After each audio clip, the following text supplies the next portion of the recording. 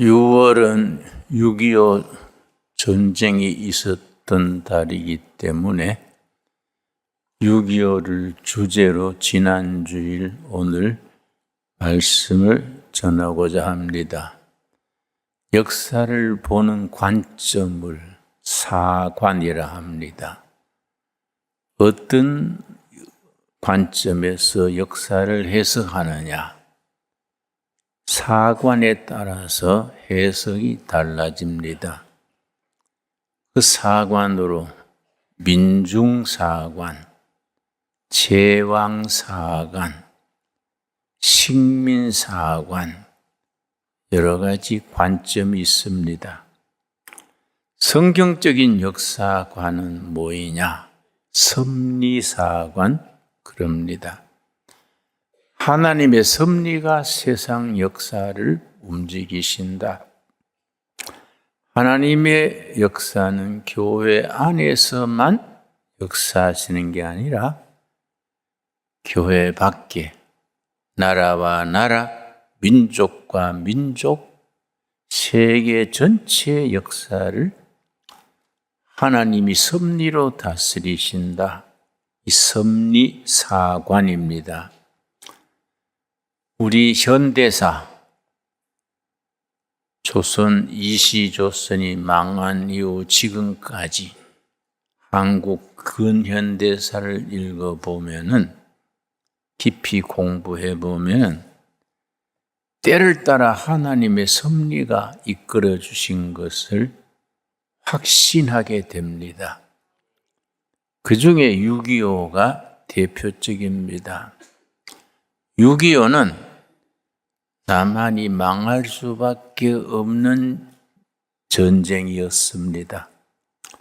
남한은 전년 전쟁 훈비가 되어 있지 않았고, 이승만 대통령이 평소에 북진 통일 하니까 미군이 이승만이 북진할까 봐 겁을 내서 탱크를 한 대도 주지 않았습니다.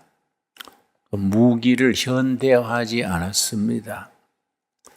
일본군이 남기고 간 그 옛날 무기, 그거밖에 없었습니다. 근데 소련은 반대입니다. 북한의 탱크를 무려 243대나 주고 당시에 최신 무기로 무장해서 군대 훈련을 해방되던 그 이듬해부터 군대를 훈련시켜서 12만 정예 군대를 훈련시켰습니다. 그런데 미국은 또 무슨 생각을 했는지 남한에 있는 미군을 전부 철수해 버렸습니다. 그런데 1950년 6월 25일 새벽 6시에 북한 12만 군대가 훈련받은 군대입니다.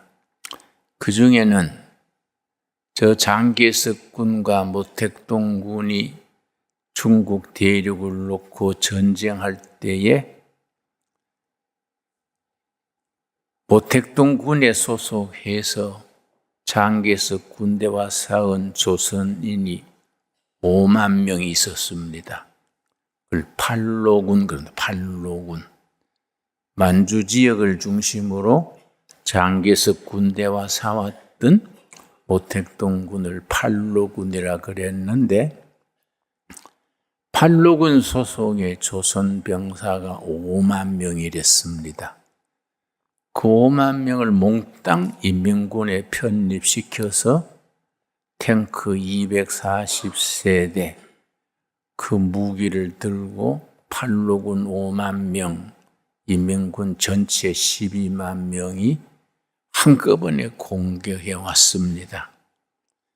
그거는 상식적으로 전쟁에 질 수밖에 없는 전쟁이었는데, 하나님의 은혜로 우리가 공산 침략을 막고 대한민국을 지킬 수 있었습니다. 우리가 해방 이후에 우리는 국민소득이 50달러가 못 됐습니다. 일본이 북한의 전부 공업지대, 수풍발전소, 한봉 비료 공장 전부 북한의 공업지대를 두고 남한은 그저 농사만 지어서 전라도 경상도의 쌀을 일본으로 공출해 갔기 때문에 남한은 공장도 없고 무기도 없고 그런 농민들이 그냥 농사 짓는 땅이랬습니다. 그러니까 북한군에 우리가 질 수밖에 없었지요. 정말 하나님의 은혜로 이 나라가 지켜질 수 있었습니다. 그래서 근현대사를 깊이 공부해 보면은 저절로 감사 기도가 나옵니다. 서울에 조 목사라는 분이 있었습니다. 우리 교단 선배입니다. 조 목사님의 딸이 아주 재능이 있어서 일제 말기에 일본 고베에 유학을 시켰습니다. 고등학생인데 일본 유학을 시켰지요. 똑똑하고 인물도 잘나고 그러니까 일본 유학을 시켰는데 고3 때 해방이 돼가지고 귀국했습니다. 그 딸 이름이 조경순입니다. 조경순. 조 목사의 딸이지요. 조경순. 똑똑하니까 귀국해서 광주 국립병원의 간호사로 취직이 됐습니다. 그런데 환자 중에 김지회라는 청년이 입원을 했는데 석 달간 입원했어요. 키가 훤칠하고 몸이 다부지고 인상이 좋으니까 조경순 간호사가 그 병실에 들어갈 때마다 가슴이 울렁거리는 거예요. 그래서 간호사가 먼저 김지혜란 청년한테 접근을 해서 3개월 입원하는 동안에 깊이 사랑하게 됐습니다. 근데 알고 보니 이 사람이 철저한 공산주의자예요. 김지혜가. 보통 공산주의가 아니고 북한에서 군에 침투해서 군대를 적색화하라고 보낸 특파원 군대에 이게 여수 14연대 중이랬습니다. 근데 그런 걸 모르고 사귀었는데 사랑이 깊어지니까 그걸 알고서는 중위 신분이고 공산주의자인 줄 알고서는 고민을 한 거예요. 사랑이냐 사상이냐 고민을 하다가 여성들이 좀 그렇지 않습니까? 여성들이 사랑하면 눈이 먼다 그러잖아요. 응? 둘이가 막 깊이 사랑해서 사랑을 선택한 거지요. 아버지한테 결혼 승낙받으러 서울로 올라왔습니다. 아버지 조 목사님이 딱 이야기해 보니까 철저한 공산주의자거든요. 안 되네. 우리 집은 기독교 집안이네.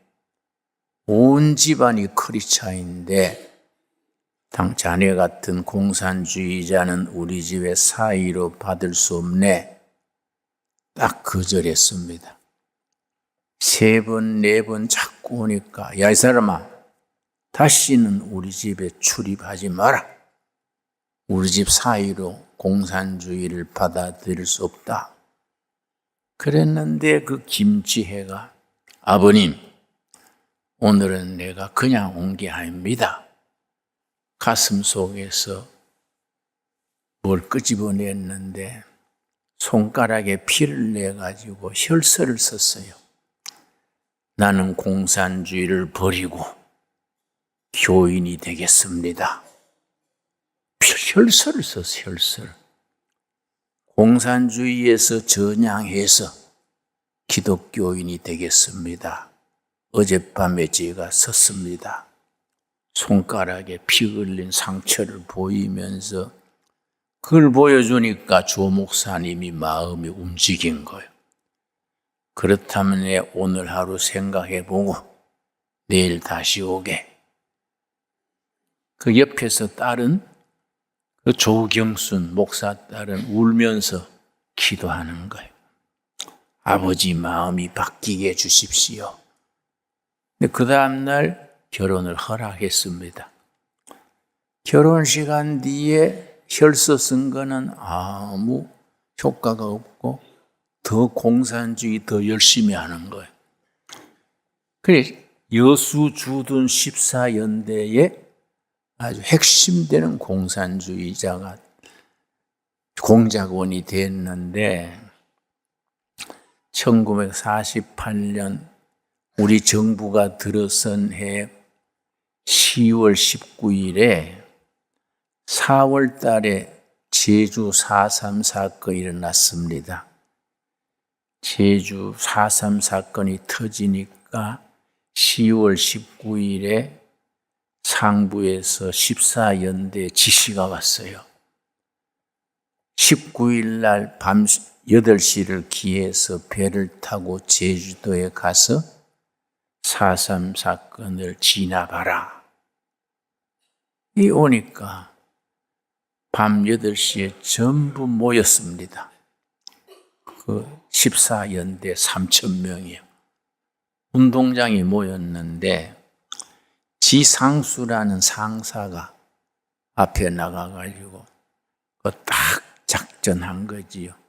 14연대 안에 있는 김지혜 중위 또 지창수 상사 홍순석 중위 이런 사람들이 딱 표를 짜가지고 3,000명 모인 데서 지창수 상사가 웅변을 한 거예요.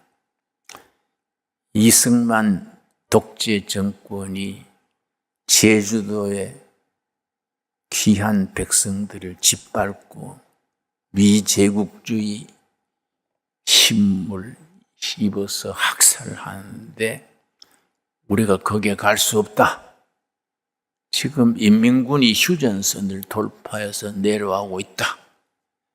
이승만은 일본으로 도망갔다.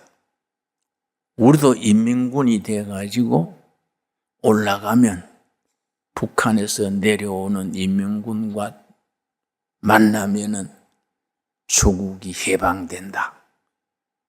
그렇게 연설을 하니까 그 중에 이제 몇 사람이 상사, 사병들이 제주도 안 가는 거는 이해 가는데 인민군이 될 수는 없잖소. 그러니까 딱 짜고 있던 사람들이 그 사람들을 끌어내가 현장에서 총살했어요.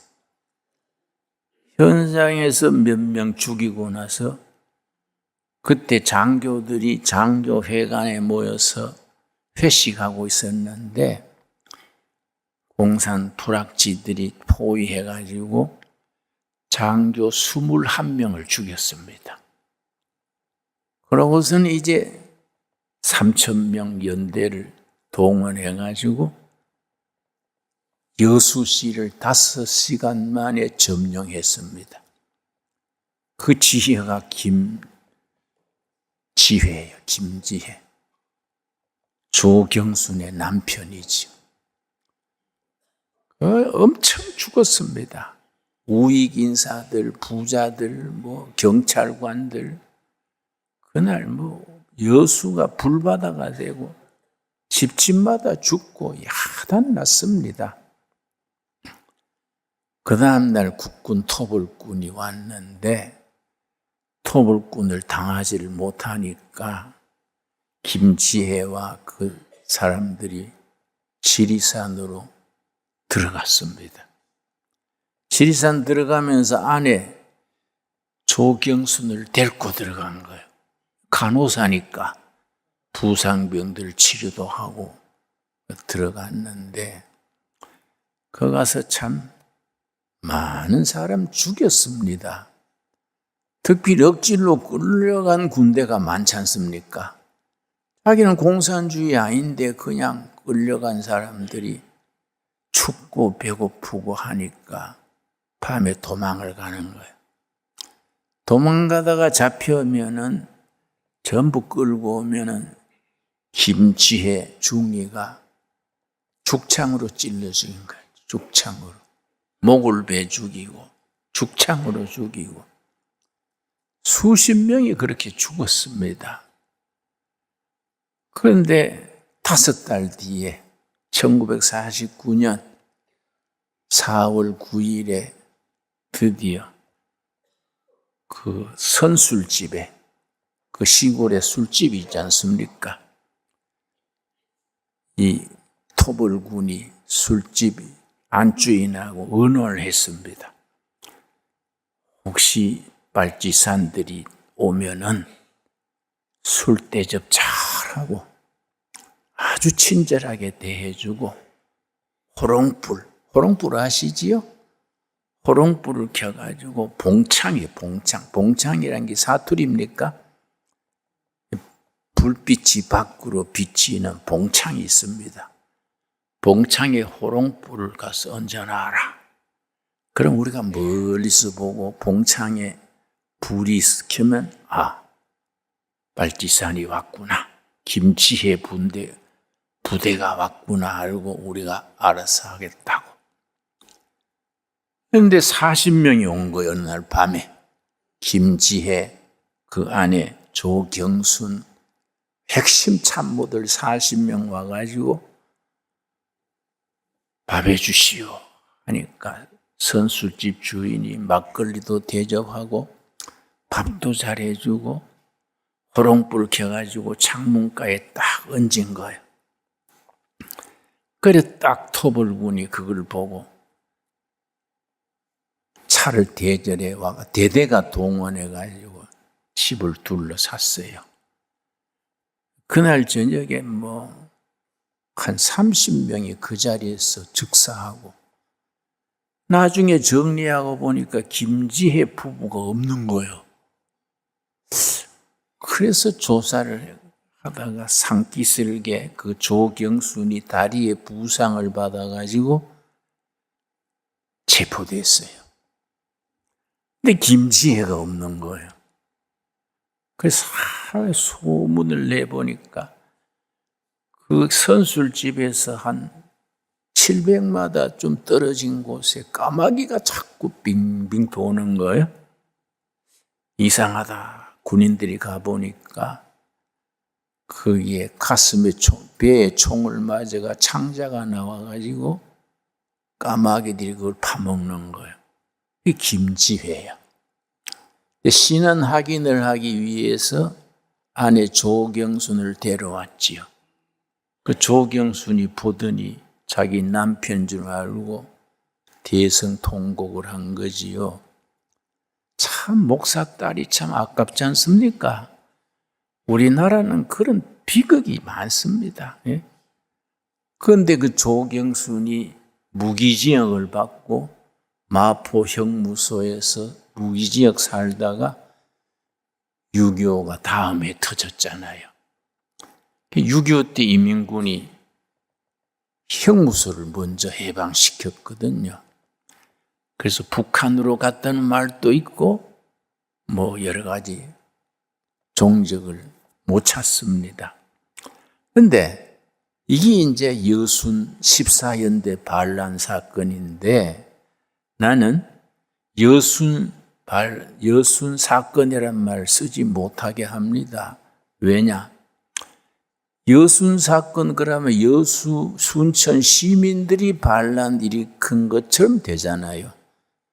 사실은 여수에 있던 14연대가 반란했던 사건인데 여순 반란 사건 그러면은 여수 순천의 시민들이 많이 희생되고 그렇게 된 건데 그거는 말이 옳지 않다. 그런데 지난달에 그 김용옥이라는 사람 있지요. 머리 홀랑 깎고 뭐 쇠소리 내는 사람. 그 사람이 텔레비에 나가서 그 여순 반란 사건이 민중의 상징이다. 나라의 민주화와 자유를 위한 민중항쟁이다. 이승만 도당이 정말 여수 시민들한테 없을 짓을 한 거라고 막 열을 내서 소리하니까 그 장소에 꽉 찼는 여수 시민들이 막 박수를 치더라고요. 그냥 그게 아닌데 역사에 대한 그 사실, 팩트를 알아야 되지. 그 선동을 해가지고 그렇게 떠들면은 우리 자라는 청소년들이 그렇게 들으면은 사실대로 알아야 되지. 그렇게 들으면 안 되지 않습니까? 그래서 그 김용옥 박사는 신학을 하다가 철학한 사람인데 철학이라는 것은 비판의식이 중요하거든요. 사건과 사물을 바르게 비판해서 정론을 펴야 철학인데 그거는 졸다가 철학을 했는가? 왜 그런 식으로 나가냐? 우리나라 지식인들이 문제예요. 지식인들이 치우쳐 있으니까 백성들이 그렇게 따라가는 거예요. 그런데 그때 무슨 일이 있었냐? 이 하나님의 섭리란 것이 그 말입니다.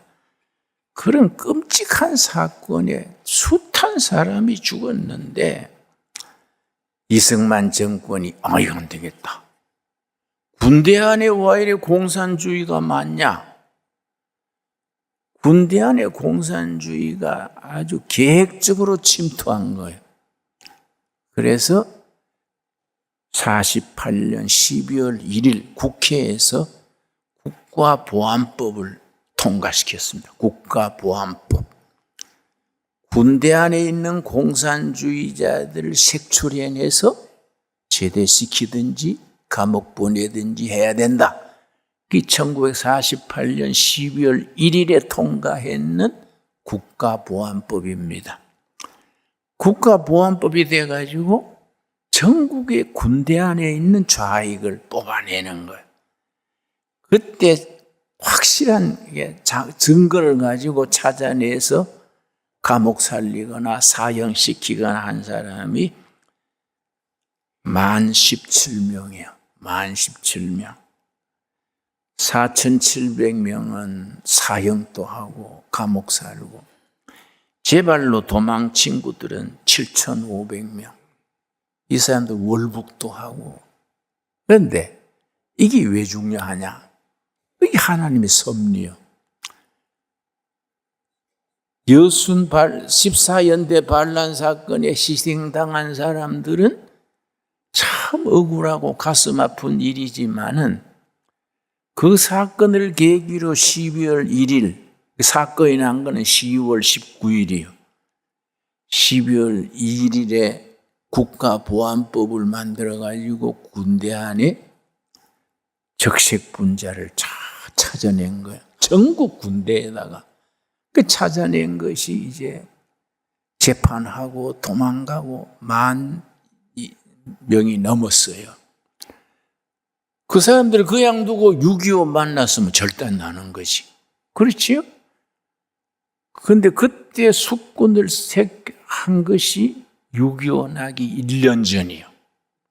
근데 그때 숙군할 때에 목사인데 모든 군사 반란을 지휘했던 사람이 있어. 영천교회 목사랬어. 이재복 목사가 우리 신학교 선배예요. 우리 교단 신학교 대선배인데 우리 신학교 나오고 일본 고베 신학교 유학도 갔다 오고 부모가 다 신학교 동창이랬어요. 이 사람이 박헌영한테 꼬드기 가지고 공산주의자가 돼가지고 영천교회 목회하면서 군사 총책임자예요. 남도동 총책임자예요. 그러고 군대 내 책임자는 박정희 소령이에요. 박정희 소령. 그런데 이 박정희 소령이 사형 선고를 받았지. 사형 선고를 받아가지고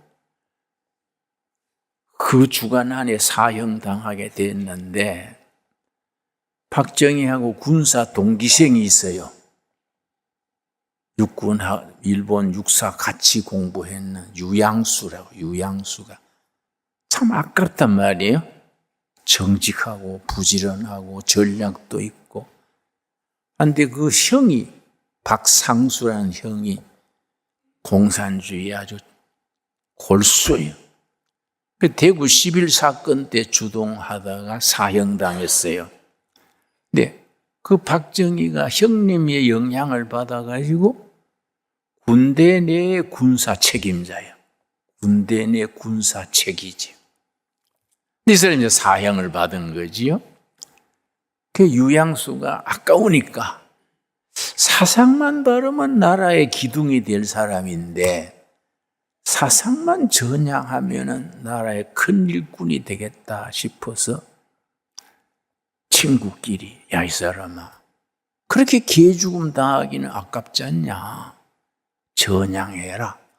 전향하는 걸 영어로 convert 그래. convert, 전향해라. 나라에 뭔가 사나이로서 유익하게 일하고 죽어야지. 그렇게 개죽음 당하냐? 그러니까 이제 박정희가 사형 받았으니까 이제 죽게 됐으니까 입을 다물고 고개만 끄덕끄덕해서 그때 모든 숙군을 지휘하는 정보국장이 우리 백장군이요. 우리 누구지요? 백성룡? 응? 이 사람이 정보국장이에요. 그 사람이 다부동 낙동강 전선 지키는데 공로자 아닙니까? 나중 육군 참모총장까지 했지요. 이 사람이 정보국장인데 유양수 밑에 소령이 박정희 친구가 정보국장 중령이래서 백중령. 백중령 찾아와가지고 건의사항이 있습니다. 뭘 건의하는가? 박정희를 좀 살려주십시오. 아니, 이 숙군하는 과정에 군대 내 군사 책임자를 살려주면 어떻게 되냐? 그랬더니 그 사람이 실제는 행동하지 않았습니다. 아까운 인물입니다. 그 사람 살려주면 나라의 큰 일꾼 될 겁니다. 그러니까 이제 백장군이 한번 데려와 봐라. 둘이 만났어. 만나가지고 얘기 들어보니까 사람이 괜찮거든. 그 사내가 확실하게 전향을 하고 바꾸는 표시만 성의를 표하면 살리겠다. 자기가 군사 책임자니까 군대 안에 명단 있잖아요. 어느 부대 누구고 군대 안에 조직이 있지요. 군사 책임자니까 아는 거예요. 그걸 다.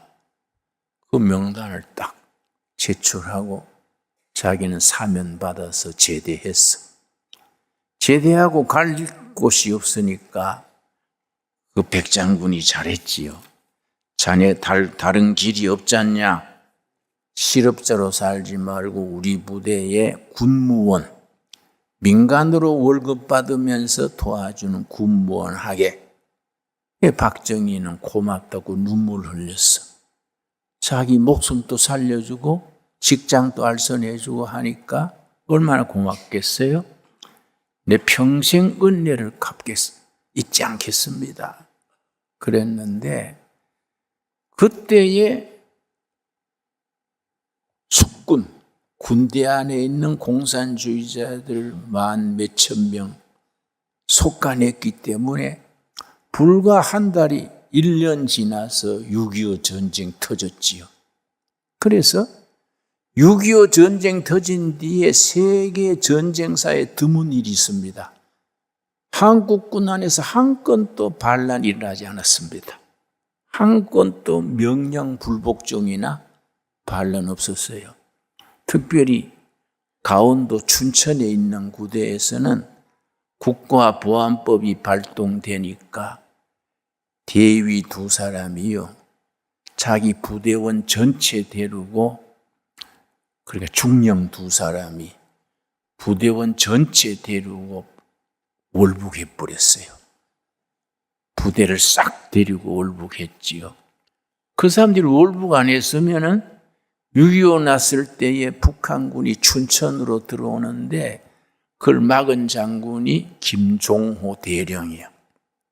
그래서 6.25 때 4대 장군을 뽑으면은 메가더, 워커, 김종호, 김홍일 장군 4명을 뽑습니다.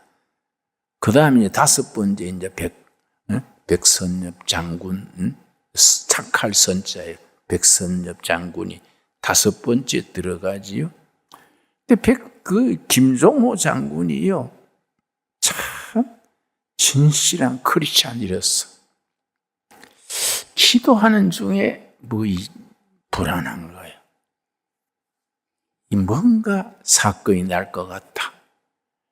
그래서 6.25 전날 전 군대 휴가 내리고 부장 해제했는데 자기는 아니다. 북한군이 온다면은 저쪽 골짜 언덕으로 올 거 아니냐. 거기에다가 딱 포를 대놓고 포사격을 대놓고 기다렸어. 아니나 다를까 인민군이 6.25 새벽에 그리로 강원도로 내려온 거예요. 주항으로, 동해로, 서해로 세 부대가 내려왔는데 강원도 춘천에 내려오는 거예요. 그러니까 김종호 대령이 준비 딱 해놨잖아요. 북한군이 함정에 빠진 거지. 그냥 포를 쏘니까 생각지 않게 6.25에 처음으로 인민군이 후퇴했어요.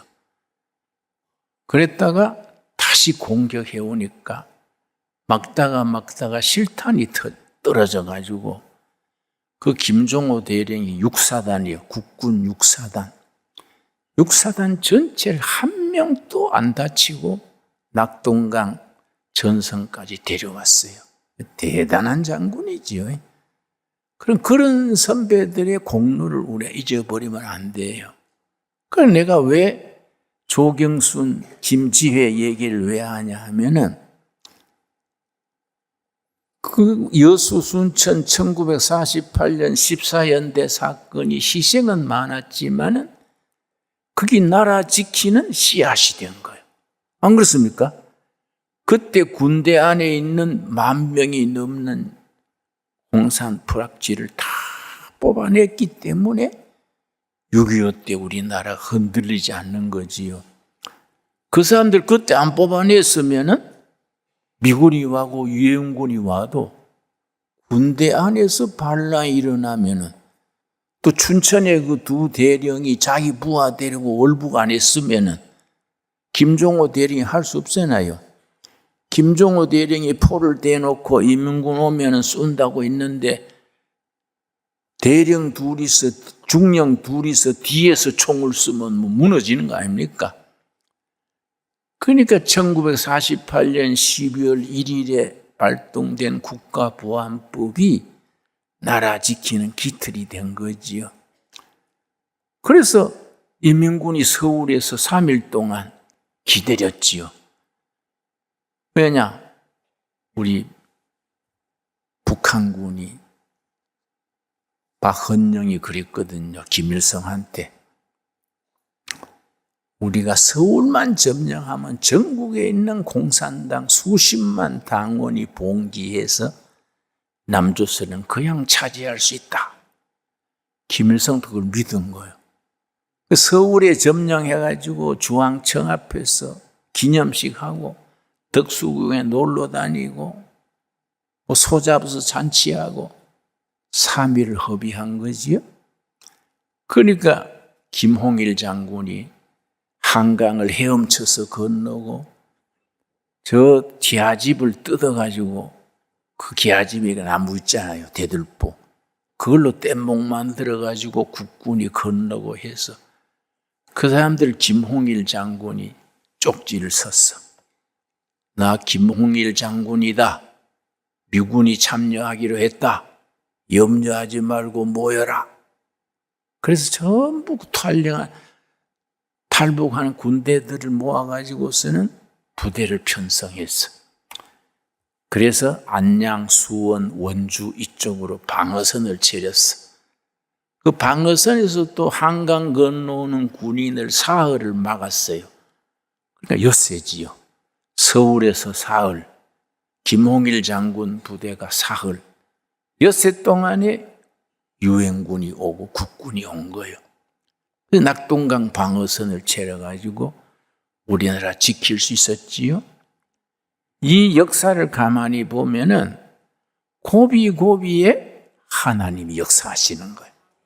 하나님의 역사. 우리는 절대 나라 위해서 기도해야 됩니다. 우리 신앙은 모세 때로부터 느헤미야, 바울, 베드로 다 하나님 사랑과 나라 사랑이 같이 가는 거예요. 우리 크리스찬들은 예수 사랑하고 동포 사랑하고 하나님 사랑하고 교회 사랑하는 게 이게 한 신앙이에요. 이 따로 놀면 안 돼요. 따로 놀면. 요즘 이상한 일들이 있지요. 교회 안에도 좀 이상한 소리 하는 사람이 있어요.